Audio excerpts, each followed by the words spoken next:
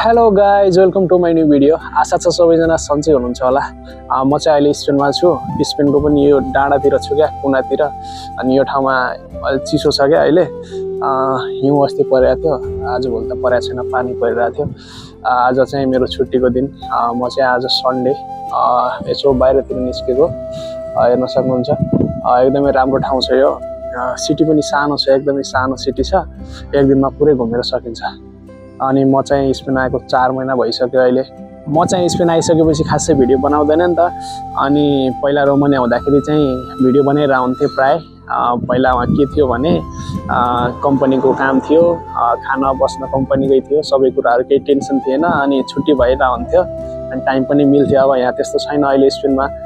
सबै कुराहरू transportation, room, खाना सबै कुराहरू अहिले आफै गर्नुपर्छ नि त। अनि टाइम पनि नमिलेको भनौँ कि बनाउने मनै लागेन क्या मलाई। अनि आज चाहिँ अहिले जसरी अरू सेन्जन देशहरूबाट स्पेनमा आउने मान्छेहरूको लर्को लगाइरहेको छ नि त। अनि उहाँहरूलाई केही कुरा भन्न मन लाग्यो क्या। म यहाँको धेरै पुरानो त होइन, धेरै यहाँको बारेमा केही थाहा पनि छैन धेरै त्यस्तो। फेरि थाहा नहुने भनेर कति थाहा नपाएर यहाँ आएको पनि होइन। कुनै पनि मान्छे आउनुभन्दा अगाडि त्यहाँको बारेमा राम्रोसँग भेरिफाई गरेर बुझेर मात्र आउँछ।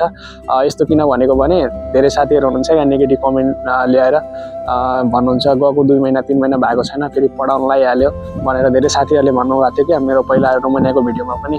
अनि छोडिदिनुहोस् त्यो कुराहरू। म आज तपाईँहरूलाई 3टा कुरा भन्न गइरहेको छु, जुन कुरा मैले यहाँ आइसकेपछि फिल गरेँ, यहाँ आइसकेपछि बुझेँ। मलाई पनि यस्तो भनिदिने मान्छे भएको भए धेरै सजिलो हुन्थ्यो भनेर बुझेँ।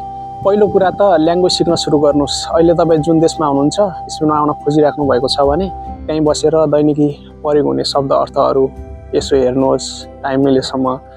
त्यसले तपाईँलाई धेरै हेल्प गर्छ क्या। यहाँ आइसकेपछि जुन मैले फिल गरेँ, धेरै इम्पोर्टेन्ट छ ल्याङ्ग्वेज। दोस्रो कुरा, फेक एजेन्टमा नपर्नुहोस्। फेक एजेन्ट भन्नाले जस्तै तपाईँ सेन्जनमा हुनुहुन्छ, तपाईँसँग सेन्जन देशको टिआरसी पनि छ, अनि तपाईँको स्पेनमा कोही छैन। अब तपाईँ स्पेन आउन चाहनुहुन्छ अनि तपाईँ जानुहुन्छ फेसबुकतिर अनि टिकटक ग्रुपतिर जानुहुन्छ, अनि त्यो मान्छे समात्नुहुन्छ स्पेनमा भएको। अनि तपाईँ भन्नुहुन्छ म तँलाई यति रुपियाँ दिन्छु, मलाई पारदनमेन्ट गर्ने मान्छे रेडी बनाइदे, अनि रुम खोज्दै म तँलाई यति रुपियाँ दिन्छु भन्छ होइन। अनि त्यो मान्छेले त नाइ भन्ने कुरै छैन होइन। जति पनि साथीहरू स्पेनमा हुनुहुन्छ उहाँहरूलाई थाहा छ नाइ किन भन्नु। गर्ने चाहिँ केही होइन क्या, तपाईँहरूकोसँग टिआरसी छँदैछ, बस तपाईँलाई 2-4 पटक फोन घुमाउने काम मात्र हो उसको। त्यस्तो खालको फेक एजेन्टमा नपर्नुहोस्। तपाईँ आफै पनि आउन सक्नुहुन्छ। कसरी आउने भन्दाखेरि जस्तै तपाईँ टिकट काट्नुहोस्, टिआरसी छँदैछ, आउनुहोस्, 2-4 दिन होस्टेलमा बस्नुहोस्। होस्टेलमा पनि धेरै महँगो लाग्दैन, सेयरिङ बेडमा बस्नुहोस्। दिनको 25 युरो 30 युरो लिन्छ होटलमा, धेरै खासै महँगो पर्दैन। 10-15 दिन त्यहाँ बस्नुहोस्, रुमहरू खोज्दै गर्नुहोस् बिस्तारै। पार्दैमा त मान्छेहरू चिन्दै जानुहुन्छ, त्यसै पनि तपाईँलाई धेरै सजिलो हुन्छ क्या। तेस्रो कुरा, स्ट्रगल मेन्टालिटी रेडी गर्नुहोस्। जस्तै मैले कोही साथीहरू भेटेँ क्या, मलाई त होटलको काम आउँछ, होटलको काम गर्न जानेको छु, मैले रिटेलतिर जाँदैन भन्ने साथीहरू पनि देखेँ क्या।